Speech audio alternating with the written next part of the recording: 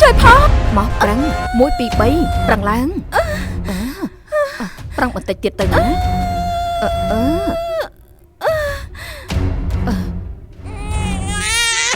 កាត់ហើយគាត់ទៅយកទឹកដោះគោនិងនំខ្លះយកមកឲ្យចរិយាក៏ឃើញស្រមោលមនុស្សស្រីម្នាក់ឈរនៅមាត់ទ្វារមុខរៀនហាល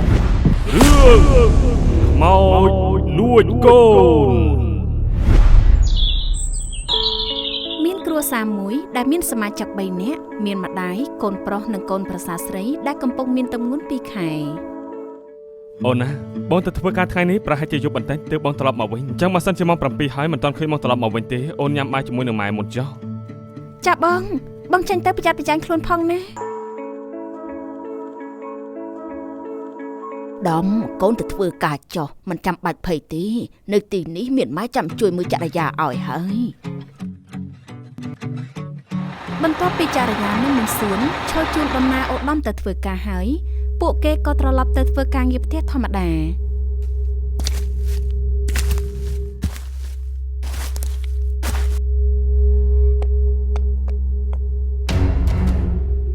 ហើយក្រាស់សិតសក់នេះមកពីណាមិនបានជាមនុស្សលើដីទៅវិញ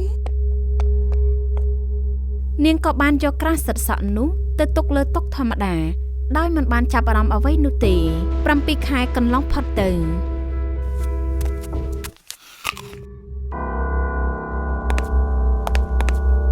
អូនបងទិញរទេះមួយនេះសម្រាប់កូនយើងពេលដែលកូនយើងកើតមកដាក់ឲ្យគេក្នុងរទេះនេះទៅងាយស្រួលដល់អូនទៅណាទៅណីផងចាបងមើលទៅគួរឲ្យស្រឡាញ់ណាស់និយាយអញ្ចឹងម៉ែពិតជាចង់ឃើញមុខចៅណាប្រហែលជាប្រហែលថ្ងៃទៀតកើតហើយម៉ែព្រោះពេលនេះកូនខ្ញុំបាន9 ខែហើយ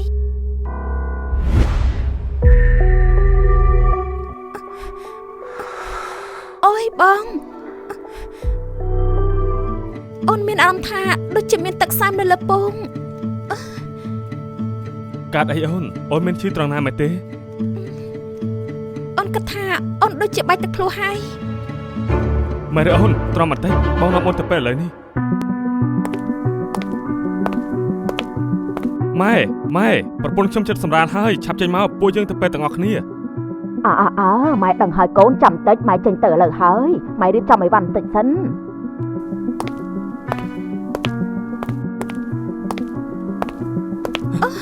ជួយផងអ្នកគ្រូពេទ្យប្រពន្ធរបស់ខ្ញុំចិត្តសម្រាលហើយ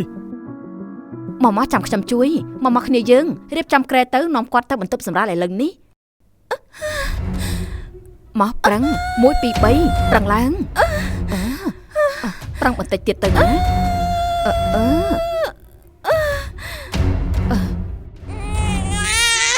កាត់ហើយ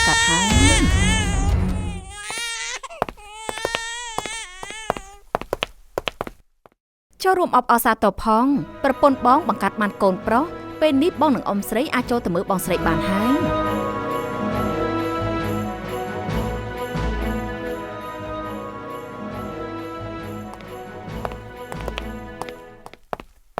អូនយ៉ាងម៉េចហើយមានអីមិនស្រួលក្នុងខ្លួនទេអូនមិនអីទេបងតែអូនអស់កម្លាំងគ្រូពេទ្យឲ្យសម្រាប់ឲ្យបានច្រើនអញ្ចឹងអូនសម្រាប់យកកម្លាំងសិនទៅអូន1 សប្តាហ៍ក្រោយមកចរិយាព្រឹកនេះថ្ងៃរះល្អណាស់មកម៉ែយកចៅទៅហាលថ្ងៃឲ្យចាម៉ែមីសឿនរុញរទេះទារក់ទៅហាលថ្ងៃនៅខាងក្រៅផ្ទះហាលបានប្រហែល1 ម៉ោងគាត់ក៏បានរុញចូលនៅក្នុងផ្ទះវិញ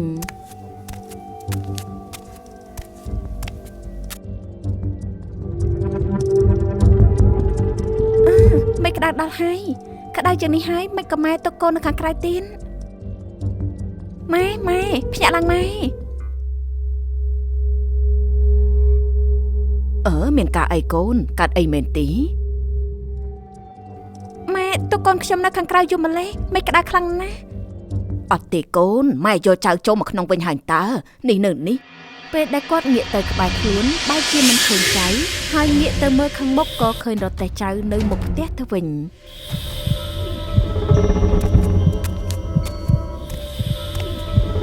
ម៉ែមិនក៏ម៉ែធ្វើ បែបនេះមិនក្តៅខ្លាំងណាស់ម៉ែចង់តើកូនខ្ញុំស្លាប់មែនទេអត់ទេកូនម៉ែបានយកកូនឯងចូលមកក្នុងវិញច្បាស់ណាស់ប៉ុន្តែមិនដឹងជាយ៉ាងម៉េចបានជិះទៅនៅខាងក្រៅទៅវិញម៉ែនិយាយមែនណាបានហើយម៉ែចាប់ពីថ្ងៃនេះទៅខ្ញុំជាអ្នកយកកូនខ្ញុំទៅហាលហើយម៉ែមិនបាច់ប៉ះកូនខ្ញុំទៀតទេមីងសឿនគាត់មានអារម្មណ៍ដឹងខុសគាត់ក៏យកទឹកដោះគោនិងនំខ្លះយកមកឲ្យចរិយាក៏ឃើញស្រមោលមនុស្សស្រីម្នាក់ឈរនៅមាត់ទ្វារមុខរៀនហាលចរិយាមែនទេហើយកូនទៅឈរអីនៅត្រង់នោះម៉ែមកធ្វើអីនៅទីនេះ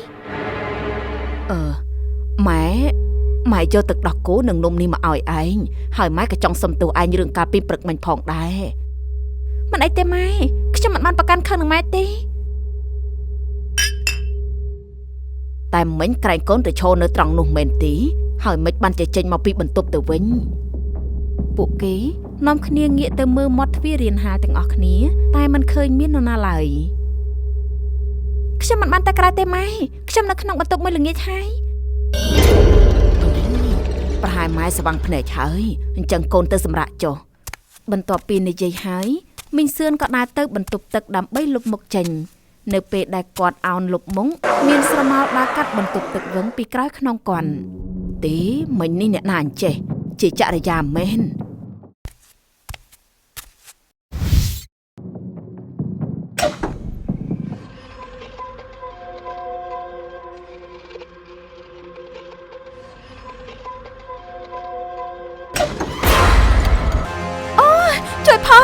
ជួយផងមានខ្មោចជួយផងចរិយាយ៉ាងម៉េចនឹងកូនមានខ្មោចអាណាមានតែកូនម្នាក់ឯងនឹងម៉ែខ្មោចវានៅក្នុងទូននោះ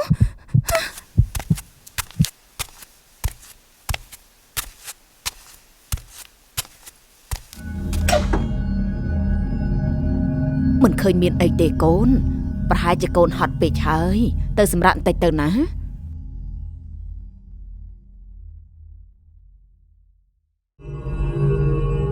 បងអូនមានអារម្មណ៍ថានៅក្នុងផ្ទះយើងប្រហែលជាមានអមនុស្សនៅហើយដោយសារតែតាំងពីអូនសម្រាប់កូនហើយអូនតែងតែឃើញស្រមោលអីចម្លែកហើយព្រឹកមិញនេះអូនឃើញមានខ្មោចហក់ចេញពីទូខោអាវមកសង្គ្របអូននេះនៅភ័យមិនតាន់បាត់ផង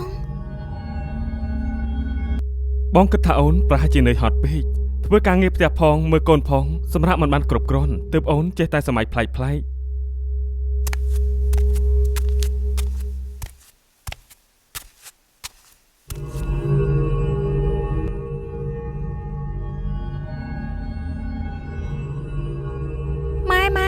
អស់សាប៊ូហើយម៉ែជួយយកសាប៊ូឲ្យអូនឲ្យខ្ញុំបន្តិចមកម៉ែចាកូនចាំម៉ែយកទៅឲ្យចរិយាគ្រាន់តែងតែវិញខ្លួនក៏ស្រាប់តែឃើញខ្មោចខ្មោចម៉ែខ្មោចម៉ែជួយខ្ញុំផងអូនមានរឿងអីមិនក៏ស្រែកលឺយ៉ាងនេះឧត្តមពេលចូលមកដល់ក៏ឃើញតែចរិយាកំពុងដេកសន្លប់តែម្នាក់ឯងមិនបានឃើញតែរក់នៅជាមួយនាងឡើយឧត្តមមានឃើញអូនទេមុននឹងចរិយាឲ្យម៉ែទៅយកសាប៊ូដោះខ្លួនឲ្យនាងដោយសារតែសាប៊ូដោះខ្លួនឲ្យអូនវាអស់តែឥឡូវនេះមិនបានជាឃើញតែនាងម្នាក់ឯងទៅវិញមិនម៉ែនិយាយអញ្ចឹងខ្ញុំឃើញតែចរិយានឹងហើយនាងយកកូនមកមួយទឹកមែនទេពេលឧត្តមបីចរិយាចេញពីបន្ទប់ទឹកមីសឿនប្រញាប់ចូលទៅរកមើលចៅក្នុងនោះតែមិនឃើញមានអ្វីឡើយឧត្តមបាត់ចៅហើយកូនបន្ទាប់ពីហេតុការណ៍នោះកើតឡើងពួកគាត់ទាំង3នាក់ក៏បានទៅរកគ្រូមុនអាគមនៅក្នុងភូមិលោកគ្រូជួយពួកខ្ញុំផងចៅខ្ញុំដែលទើបតែកើតមិនទាន់បានមកខែស្រាប់តែបាត់ខ្លួនយ៉ាងចម្លែកពួកខ្ញុំរកសពពេញផ្ទះអស់ហើយមិនឃើញសោះសូមលោកគ្រូជួយពួកខ្ញុំផងចុះមានបានបើកទ្វារឬនាំយករបស់ប្លែកចូលក្នុងផ្ទះទេខ្ញុំមិនសូវជាយល់ទេលោកគ្រូជួយបញ្យល់បន្តិចមកព្រោះគ្រួសារខ្ញុំមានតែគ្នា3នាក់ប៉ុណ្ណោះគ្មានអ្នកនៅជាមួយទេខ្ញុំគិតថាអ្នកទាំងអស់គ្នាប្រហែលជាមិនទាន់ដឹងពីរឿងខ្មោចដើរលួចកូនក្មេងនៅក្នុងភូមិនេះទេមើលទៅនោះថាម៉េចនេះលោកគ្រូចង់ថាមានខ្មោចលួចយកកូនខ្ញុំទៅមែនទេកាលដើមឡើយខ្មោចនោះមិនមែនជាខ្មោចកាយសាហាវអីទេនាងត្រឹមតែជាក្មេងស្រីធម្មតាម្នាក់ដែលបានជ្រុលជាមួយនឹងសង្សាររហូតដល់មានកូនហើយអ្នកភូមិនេះប្រកាន់ក្មេងស្រីណាដែលមានកូនទាំងដែលមិនទាន់មានប្តីគេមិនឲ្យនាងចូលរស់នៅក្នុងភូមិនេះទេហេតុនេះហើយទៅពួកគេមិនឲ្យនាងចេញពីភូមិនេះនោះជាហេតុដែលធ្វើឲ្យក្មេងស្រីនោះតូចចិត្ត សម្រាប់ខ្លួនជាមួយនឹងចិត្តចងអាឃាតអ្នកភូមិហើយតែទៅលួចយកកូនអ្នកភូមិនៅទីនេះជាច្រើនអ្នកបាត់ទៅយ៉ាងចម្លែកនិងអាត់កំបាំងកន្លងមកមានអ្នកព្យាយាមរកក្មេងដែលខ្មោចស្រីនោះបានលួចទៅដែរប៉ុន្តែគ្មានតម្រុយអ្វីសោះបានចឹងលោកគ្រូកូនខ្ញុំអញមានសង្ឃឹមយកមកវិញបានទេរឿងនេះខ្ញុំមិនប្រកាសដែរប៉ុន្តែមានវិធីមួយដើម្បីឲ្យសម្រេចលុះត្រាតែនាងជាម្ដាយមានចិត្តរឹងមាំមិនអាចឲ្យខ្មោចពង្វក់បានឥឡូវអ្នកទាំងអស់គ្នាត្រឡប់ទៅផ្ទះវិញហើយធ្វើសកម្មភាពមុនពេលបាត់កូនម្ដងទៀតហើយខ្ញុំនឹងសូមវិធីដើម្បីហៅខ្មោចមកចរចាបើឯងចង់បានកូនរបស់ឯងទៅវិញនោះឯងត្រូវតែសម្លាប់គ្រូមុនអាគមដែលនៅឈរពីក្រោយខ្នងឯងហើយយើងនឹងឲ្យឯងរកទីតាំងដែលយើងកប់កូនរបស់ឯងចរិយាក៏ស្ទុះទៅវាយតបគ្រូមុនអាគមបន្ទាប់មកក៏កាច់បំបាក់កគ្រូមុនអាគមនោះឲ្យស្លាប់បាត់ទៅដោយអំណាចនៃការបញ្ជាពីខ្មោចស្រីនាងមិនអាចគ្រប់គ្រងចិត្តខ្លួនឯងបាននាងក៏ងាកសម្ដៅទៅរកឧត្តមនិងមីងសឿនចរិយាកូនភ្ញាក់ឡើងកូនមិនក៏កូនធ្វើបែបនេះនាងខ្មោចចង្រៃយើងមិនបានធ្វើអីនឹងឯងទេមិនបានជានាងឯងមកធ្វើបាបគ្រួសារយើងទៅវិញបងជាប្តីអូនណាអូនចាប់ភ្ញាក់នឹងខ្លួនឡើងចរិយាអូន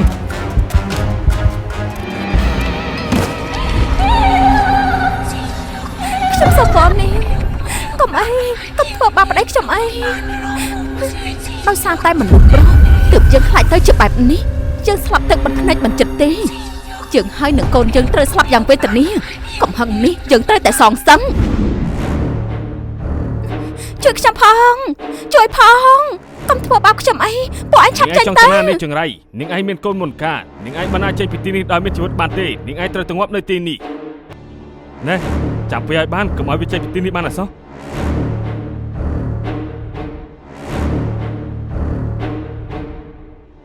យើងសុំដាក់បណ្ដាសាពួកឯងកាត់ចិត្តណាស់ណាឲ្យពួកឯងងាប់យ៉ាងវេទនាយើងនឹងតាមសងសឹកពួកឯងដល់ទីបំផុតតែនាងបានធ្វើការសងសឹកទៅលើអ្នកភូមិច្រើនហើយខ្ញុំសុំវនាងដោះលែងខ្ញុំនិងគ្រួសារខ្ញុំទៅណាមីងសឿននិងឧត្តមបានអញ្ជើញលោកតាអាចារ្យមកផ្ទះពួកគេលោកអាចារ្យបានសូត្រមន្តហើយធ្វើកិច្ចពិធីឲ្យប្រលឹងខ្មោចស្រីនោះហើយចេញពីរាងកាយរបស់ចរិយាបាត់ទៅម៉ែឆាប់ទៅជួយកូនខ្ញុំផងកូនខ្ញុំត្រូវខ្មោចស្រីនោះវិចិត្រកប់នៅក្រោមដើមឈើធំមួយបញ្ញាប់ឡើងទុកយូរមិនបានទេកូនឯងគេទៅយកមកហើយមិនអីទេសម្រាប់ទៅខ្មោចស្រីនេះតែអញ្ចឹងនាងមិនចង់សម្លាប់កូនក្មេងឬក៏ធ្វើបាបអ្នកណាឡើយនាងគ្រាន់តែចង់សងសឹកមនុស្សដែលបានធ្វើបាបនាងប៉ុណ្ណោះបើអញ្ចឹងគ្រួសារខ្ញុំរួចខ្លួនហើយមែនទេខ្ញុំខ្លាចថាវានឹងមករកពួកខ្ញុំម្ដងទៀតខ្ញុំមិនប្រកាសថាវាអាចត្រឡប់មកវិញឬក៏អត់ទេប៉ុន្តែយកល្អពួកឯងនាំគ្នាចាក់ចេញពីទីនេះឲ្យផុតសិនទៅកុំត្រឡប់មកវិញឲ្យសោះនោះយូរទៅគ្រប់យ៉ាងនឹងត្រឡប់មកស្ងប់ស្ងាត់វិញហើយបន្ទាប់ពីហេតុការណ៍នោះបានកើតឡើងពួកគេបានរៀបចំអីវ៉ាន់ចាក់ចេញពីផ្ទះនោះទៅរស់នៅទីក្រុងវិញ